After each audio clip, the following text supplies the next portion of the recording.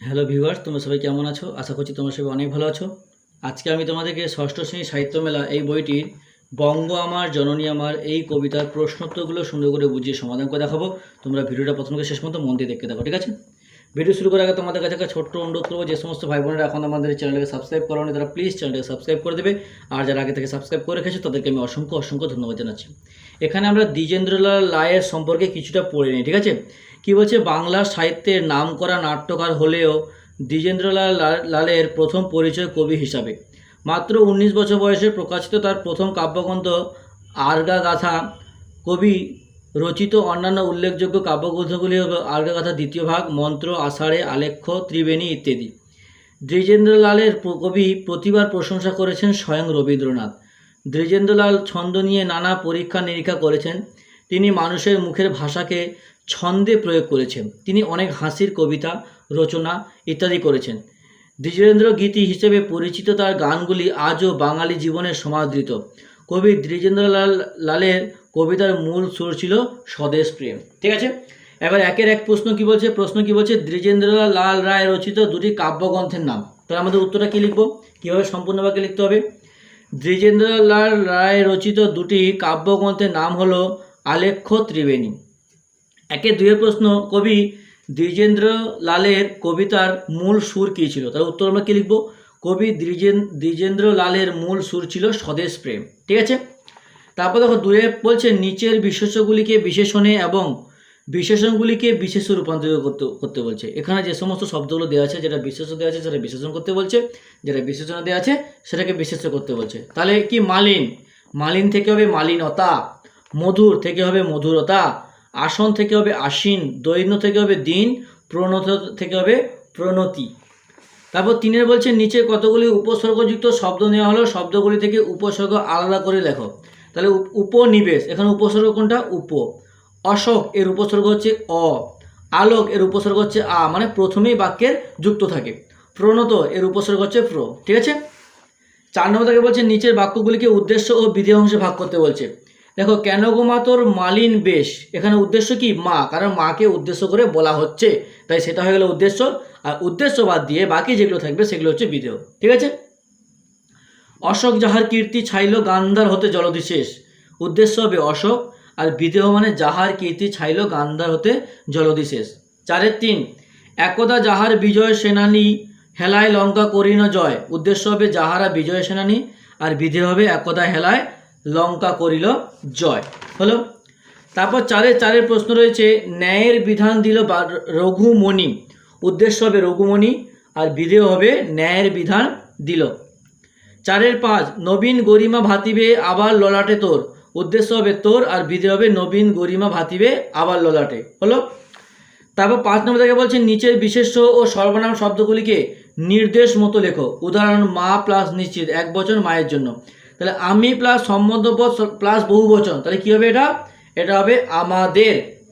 আমি plus কর্তৃকারক plus বহুবচন সমান আমরা, প্রথমে আমি যোগ হয়েছে।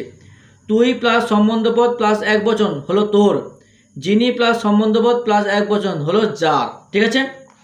তারপর দেখো 6 দাগে কী বলছে, 6 দাগে এখানে বলেছে, একই রকম অর্থযুক্ত শব্দ কবিতা থেকে খুঁজে নিয়ে লেখো। গৌরব, তাহলে গৌরব হবে কি? গরিমা। নতুন থেকে হবে নবীন, সুর থেকে হবে তান, জলধি থেকে হবে সাগর, মুক্তি পেতে হবে মুক্ত, ঠিক আছে? তারপর 7 নম্বর থেকে বলছে, নিম্নলিখিত প্রত্যেক ব্যক্তি ও প্রতিটি স্থান সম্পর্কে 2-4টি বাক্যে লিখতে বলছে। তাহলে রুদ্ধ, প্রথমে রয়েছে বুদ্ধ, তাহলে এই বুদ্ধ সম্পর্কে আমি লিখবো, গৌতম বুদ্ধের বাল্য নাম ছিল সিদ্ধার্থ এবং তিনি শাক্য বংশের রাজপুত্র ছিলেন, লিখলাম।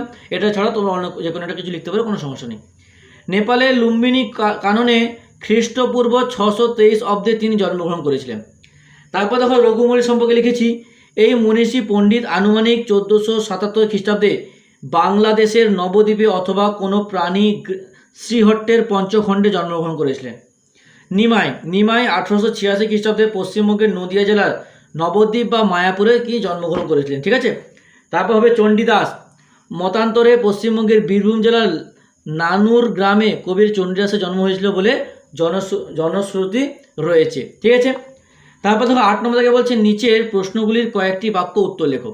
তোমাদের বলে দিই, কবিতা কিন্তু বারে বারে ভালো করে পড়বে, ঠিক আছে? কবিতা বা যে কোনো গল্প হোক, কবিতা হোক, সেটা যদি তুমি ভালো করে পড়তে পারো, ভালো করে পড়ে বুঝতে পারো, তাহলে যে কোনো প্রশ্নের উত্তর কিন্তু লেখা একদম ইজি হয়ে যাবে। 8-এর 1-এর প্রশ্ন হচ্ছে, কবি দেশকে কি কি নামে সম্বোধন করেছেন? অ্যান্সার কি হবে?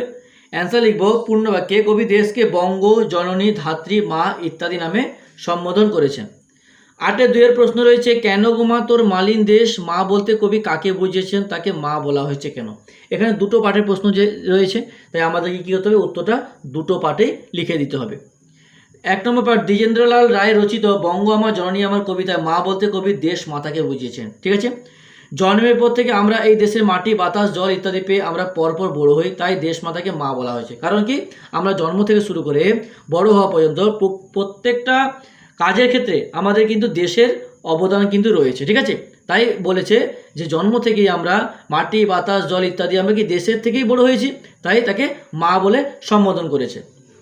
8-এর 3-এর প্রশ্ন হয়েছে, মায়ের বেশ মালিন এবং কেশ রুক্ষ কেন? উত্তর লিখব, উদ্ধৃত লাইনটি দ্বিজেন্দ্রলাল রায় রচিত বঙ্গ আমার জননী আমার কবিতা থেকে নেওয়া হয়েছে। যে সময়ে কথা বলা হয়েছে তখন আমাদের দেশ ছিল পরাধীন, তখন আমাদের দেশ ইংরেজ শাসন করত। ইংরেজরা তখন আমাদের 30 কোটি মানুষের উপর অত্যাচার করতো, তখন মায়ের কেশ মালিন ও কেশ রুগ্ন ছিল। তারপরে প্রশ্ন রয়েছে, অশোক কোথায় কোথায় তার প্রভাব বিস্তার করেছিল? তাহলে অ্যান্সার আমরা লিখব পূর্ণ বাক্যে, অশোক ছাইল গান্ধার হতে জলধির শেষ পর্যন্ত প্রভাব বিস্তার করেছিল। 8-এর 5, অর্ধজগৎ ভক্তি প্রণত চরণে যার, অর্ধজগৎ বলতে কবি কি বুঝিয়েছেন, কার চরণে তার প্রণত হয়েছেন? অর্ধজগৎ ভক্তি প্রণত চরণে যার, অর্ধজগৎ বলতে কবি তিব্বত, চীন, জাপান ইত্যাদিকে বুঝিয়েছেন। 8-এর 6-এর প্রশ্ন রয়েছে, যুদ্ধ করিল প্রতাপাদিত্য, প্রতাপাদিত্য কে ছিলেন, তিনি কাদের সঙ্গে যুদ্ধ করেছিলেন? তাহলে উত্তর আমরা কি লিখব, প্রতাপাদিত্য ছিলেন বাংলার 12 ভূঁইয়ার অন্যতম। তিনি মানে কাকে বোঝাতে চেয়েছে, তাই বলছে তিনি, অর্থাৎ প্রতাপাদিত্য প্রধানত দিল্লির মুঘল সম্রাট আকবর ও জাহাঙ্গীরের সেনাপতিদের বিরুদ্ধে যুদ্ধ করেছিলেন।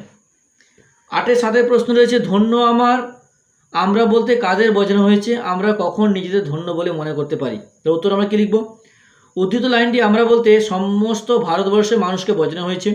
যখন আমরা আমাদের দেশ মাতৃকে সম্মান রক্ষা করতে পারবো তখন নিজেদের ধন্য বলে মনে করতে পারবো, ঠিক আছে?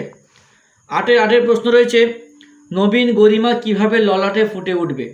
উত্তর লিখব, দ্বিজেন্দ্রলাল রায় রচিত বঙ্গ আমার জননী আমার কবিতা থেকে লাইনটি নেওয়া হয়েছে। প্রত্যেকটা প্রশ্ন তো লেখার সময় অবশ্যই কবি গল্প হোক কবিতা হোক, গল্প বা কবিতার নাম আর কবির নামটা অবশ্যই উল্লেখ করবে, তাতে আমাদের প্রশ্নের উত্তর কিন্তু আকর্ষণটা অনেকটাই বৃদ্ধি পায়। কবি জানেন যে আমাদের এই অন্ধকারাচ্ছন্ন মেঘ কেটে আবার নতুনভাবে আলোকিত হবে, তাই কবি বলেছেন নবীন গরিমা ভর্তিবে আবার ললাটে তোর। 8-এর 9-এর প্রশ্ন রয়েছে, আমরা কিভাবে বঙ্গজননী দুঃখ দৈন্য লজ্জা দূর করতে পারি? উত্তর লিখব, দ্বিজেন্দ্রলাল রায় রচিত বঙ্গ বা জননী আমার কবিতা থেকে উদ্ধৃত লাইনটি নেওয়া হয়েছে। ভারতের 30 কোটি মানুষ যদি একসঙ্গে মিলিত কণ্ঠে দেশ বলে ডাকে তাহলে বঙ্গ জননীর দুঃখ দৈন্য লজ্জা দূর করতে পারবো। তারপর 9 থেকে বলছে নিচের প্রশ্নগুলি উত্তর দাও। 9-এর 1-এরটা আমি করে দিচ্ছি, বাকিগুলো কিন্তু করানোর মতো নয়, তাই আমি করাইনি, ঠিক আছে? যদিও মাত্র দিব্য আলোকে ঘিরে আছে আজ আধার ঘোর, কবির কেন মনে হয়েছে যে বঙ্গ জননীকে আধার ঘিরে আছে? উত্তর লিখব, আমাদের দেশ ভারতবর্ষকে ইংরেজ শাসন করতো, তাই আমরা তখন ইংরেজ দ্বারা শোষিত হতাম, তাই তখন বঙ্গমাতার ক্লেশ শুষ্ক ছিল, তাই কবি উদ্ধৃত মন্তব্যটি করেছিলেন যে যদিও মা তোর দিব্য আলোকে ঘিরে আছে আধার ঘোর। তাহলে হয়ে গেল। তাহলে আজকে তারা থাক, পরের দিন পরে যে গল্প কবিতা আছে সেটা পড়াবো এবং প্রশ্নোত্তরগুলো সমাধান করে দেখাবো। ভিডিওটাকে লাইক করে তোমার অন্য বন্ধুদের মধ্যে শেয়ার করে দিও প্লিজ, কারণ তোমাদের একটা লাইক আমাকে কিন্তু পরবর্তীকালে আরও ভালো সুন্দর ভিডিও বানাতে উৎসাহিত করে তোলে।